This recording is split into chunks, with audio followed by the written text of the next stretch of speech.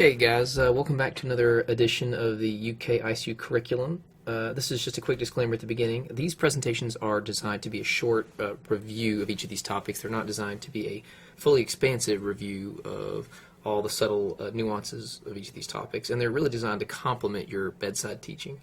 So without any further ado, let's get into it. Today's topic is sepsis. We're going to start this case today, this presentation with a little case here.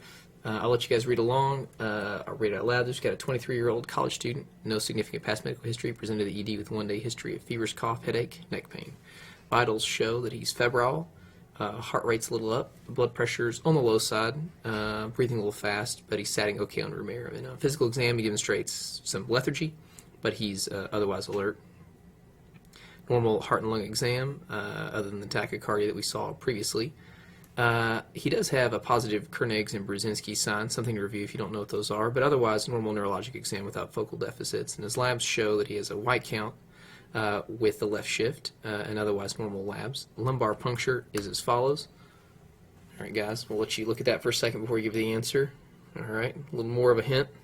Okay, so this guy's got sepsis that is secondary to pneumococcal meningitis. So just a quick review of sepsis. It's actually, Hippocrates first coined the term sepsis to describe this process by which flesh rots and wounds fester. And then, as we learned more, it was noted that many patients with sepsis died despite successful eradication of the actual initial pathogen. So thus, researchers suggested that it was the host, not the germ, that drove the pathogenesis of sepsis. So in 1992, the ACCP-SCCM Consensus Conference on Sepsis and Organ Failure met to basically establish a more uniform terminology. And over time, these definitions have evolved. You can see here the progression of sepsis, and this is as per Sepsis 2. We're going to get into that. These are the 2001 guidelines. So basically, to review, in SIRS, you have either a temperature, hyper, it's either high or low, your respiratory rate is greater than 20, heart rate greater than 90, or you have a white count that can be either elevated or, again, low. You could be leukopenic as well. And you have two of four of these criteria, and you have SIRS. Sepsis was then defined as 2 out of the 4 SIRS criteria plus a presumed source of infection. You didn't have to have a proven source, just a presumed source. Severe sepsis was 2 out of those 4 criteria, the source of infection, and then evidence of tissue hyperperfusion. There's examples of them, as you can see right down here. And then also, septic shock was everything we've seen before, the tissue hyperperfusion, but this time it does not get better with fluid challenge. Okay. Now this definition of sepsis is evolving. The problem is there's really no gold standard to diagnose sepsis. Sepsis is a syndrome. So, we are basically defining it. Up until 2016, the Sepsis 2 International Consensus Guidelines defined it as what we said before. Sepsis is equal to suspected source of infection and SIRS. In 2016, the Sepsis 3 guidelines changed that definition of sepsis to sepsis being the suspected source of infection plus either a QSOFA or an elevated SOFA score. Now we're going to talk about that later and the controversy around this new redefining of sepsis. But just for now, as we move forward, remember that most of the studies that we're going to talk about today in this short presentation, they were all using Sepsis 2 as the definition of sepsis. Okay. So let's define shock. Shock is basically tissue hypoxemia as a result of reduced oxygen delivery. It's of either reduced oxygen delivery, increased oxygen consumption, or inadequate oxygen utilization. Now, shock is most commonly occurs as a result of circulatory failure. There are other things that can cause it if you have mitochondrial problems or carbon monoxide or cyanide toxicity. But for the most part, we think of shock as being circulatory failure from hypotension. Also important to note that it can occur with normal blood pressure. So if you're someone who runs with a systolic of 180 or 200 because you're poorly controlled hypertensive, shock for you can occur at a much more, what apparently would be normal blood pressure of, say, 120, because that's a relative hypoperfusion for you. And another thing to keep in mind is the mortality of septic shock is probably around 30 to 40%. That's what most people agree. Now this is this is a slide just to demonstrate the cycle of septic shock. So let's just start off with hypovolemia. This hypovolemia causes decreased cardiac filling and decreased cardiac output for the Frank-Starling curve, again causing tissue hypoperfusion and shock. That shock results in lactic acidosis, vasodilatation, increased vascular permeability, endothelial leak, which then reduces your intravascular volume, causing and worsening your hypovolemia. So this is kind of a cycle that it's kind of like the patient is circling. We don't want to see that. We don't like that. And again, to just review, what actually governs the delivery of oxygen, or the DO2, to your peripheral tissues?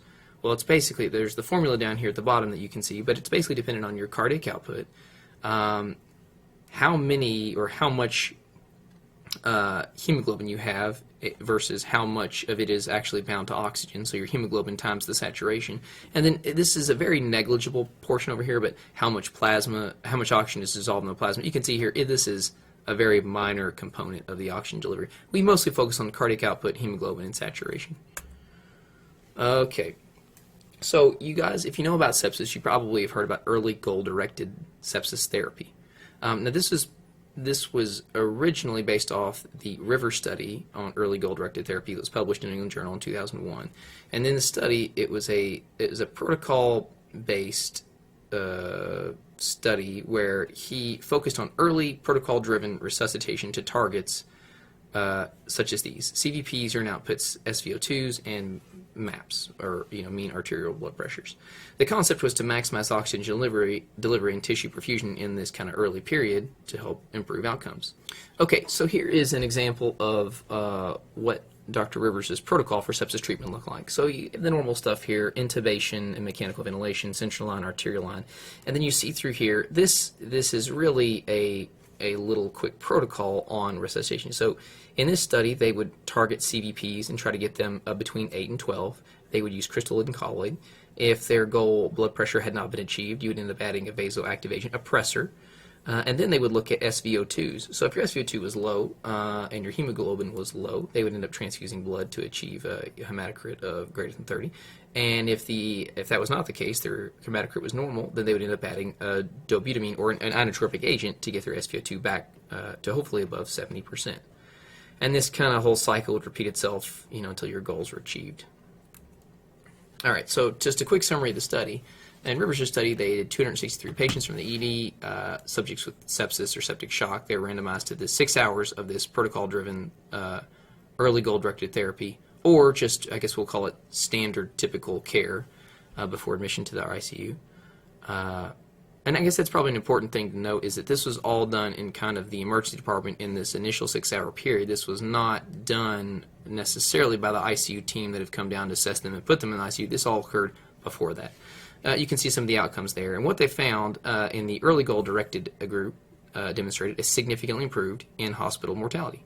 So this is a pretty big difference, 30% versus 46%. There's some other things that they saw, but that was the big kicker. That was the thing that kind of kicked this off to make people think that maybe this early period is extremely important, and in a protocol-based targeting of these physiologic endpoints could improve outcomes. So as a result of this study, the Surviving Sepsis Guidelines that were published in 2003 focused on bundles of care in an effort to simplify the complex process of basically resuscitating these severely sick patients. The initial guidelines focused on a 6-hour and a 24-hour period, and then they focused on the following goals for resuscitation. So you can see here, you want a MAP greater than 65, you want urine output greater than 0.5 cc's per kilogram per hour, you want a CVP of 8 to 12, and a SVO2 or SCVO2 of greater than 70%. Now, there have been some more recent studies that have failed to demonstrate this exact mortality benefit with bundled care as seen in the Rivers trial. We're going to talk about those. There's the Process trial in 2014. In this study, that was the same, kind of a larger study done in U.S. emergency departments, and the patients were randomized in this one in a 1-to-1 fashion to one of these three groups: a protocol-based early goal-directed therapy, protocol-based standard care that didn't necessarily require central line placements, inotropes, or blood transfusions, and then what we're going to call usual care. The outcomes were very similar to the previous: 60-day in hospital mortality, long-term mortality, need for organ support. So what they saw in this study, some of the results, were that there was no significant difference in the 90-day mortality, 1-year mortality, or the need for organ support. You can see here the mortality for all three of these groups. In this study, it was interestingly enough, the protocol-based study was slightly higher than the usual care and the protocol-based standard therapy. We're going to go back to this, and we're going to kind of critique some of these because, you know, I don't know, there are definitely some things that might play into these studies to explain why the results are like this. And then there's the ARISE study in 2014 where there were 1,600 patients from Australia, New Zealand EDs. Patients were randomized 1-to-1 to an early goal-directed group versus usual care. Outcomes are 90-day mortality. And again, the results, no significant difference in mortality, survival time, et cetera, et cetera. You can look here. These are the actual mortalities, pretty similar between the usual care and the early goal-directed group. And this is the PROMISE trial 2015. This is an English study where patients were randomized 1-to-1 to either the early goal-directed therapy group or usual care. Pretty similar results here. No difference in 90-day mortality. So the guidelines changed for the Surviving Sepsis Guidelines, changed in 2015.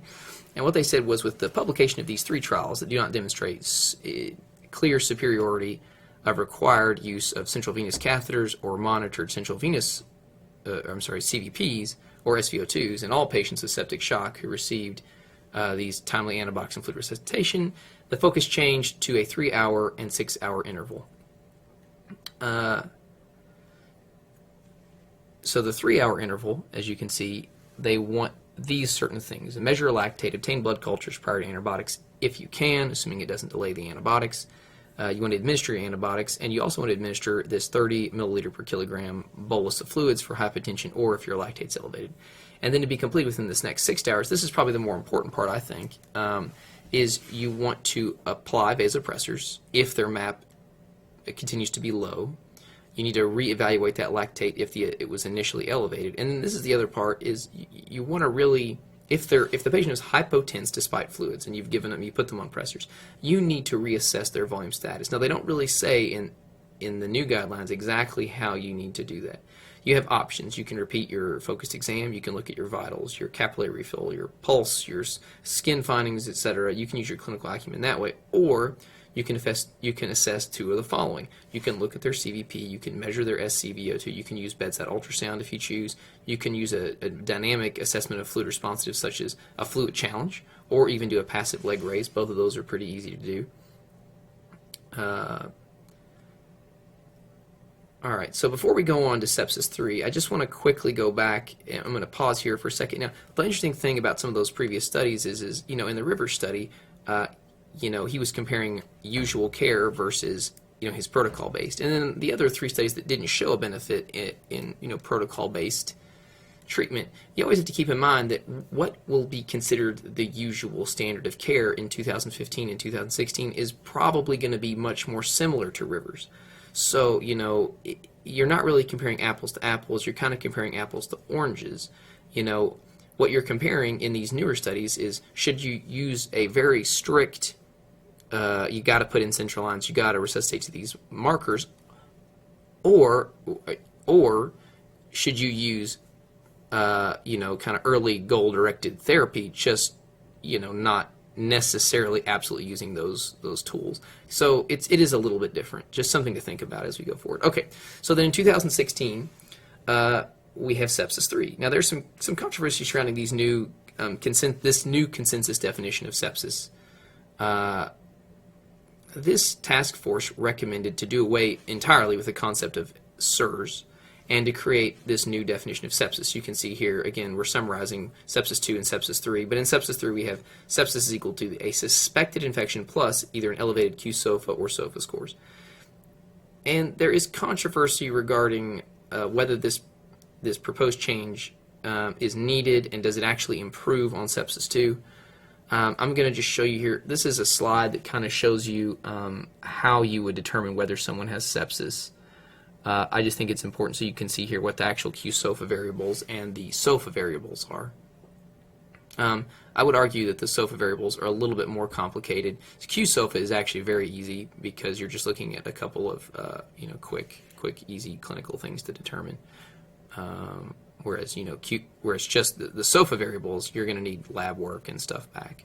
Okay, so let's kind of compare and contrast things a little bit in Sepsis 3. So we're going to look here at this little chart here. We have SIRS, SOFA, and Q-SOFA. We have the area under the RC curve. We have sensitivity for mortality and specificity for mortality. Okay, so the QSOFA score here definitely has a better area under the ROC curve. It also has, it's much more specific for mortality. But if you look at SIRS criteria, you can see that it is actually much more sensitive for mortality. So, you're kind of trying to decide, like, when you're trying to make a test for sepsis, what's best? Do you want a test that's super specific and tells you for sure this person is sick and is going to get sicker? Or do you want a test that is more of a rule out test so that you can kind of quickly see somebody and decide, no, this person is probably not going to progress on, and then, so I don't know, I would argue in my personal practice maybe a more sensitive test would be useful for evaluating people on, like, let's say a floor patient or an ER patient. But, again, that is the critique, that is the criticism to maybe Sepsis 3. Okay, now going on. Now, while the Society of Critical Care Medicine, American Thoracic Society, and the American Association for Critical Care Nurses have endorsed the guidelines, many have not. That's including American College of Chest Physicians, ID Society of America, pretty much any of the ER or hospital medicine societies. So, moving forward, what does this mean? While there may not be an exact consensus on the absolute best definition of sepsis, most experts agree that your clinical judgment supersedes blindly following any guideline. So that's probably the most important thing to realize. And one of my attendings always said protocols turn a poor clinician into a mediocre physician, but they also turn a great physician into a mediocre physician. Based on the recent data, probably rigid protocolized care, where you just kind of follow these steps 1, 2, 3, and you don't necessarily stop to pause to think, may not be ideal. There probably is no one-size-fits-all treatment for sepsis. Early recognition of sepsis and early treatment is certainly paramount. And it does appear that, especially with things like ultrasound and, maybe a readoption of the passive leg raise, movement towards a less invasive approach, less central lines and arterial lines only when needed, is probably a good thing. You guys may have some questions, and this is the point where I think this is a good stop. I hope this kind of whets the appetite, and when you get out in rounds, you ask your attendings, some more questions on how he practices, what he thinks about Sepsis 2 and Sepsis 3. All right, hope you guys enjoyed it. Good luck out there. Take care.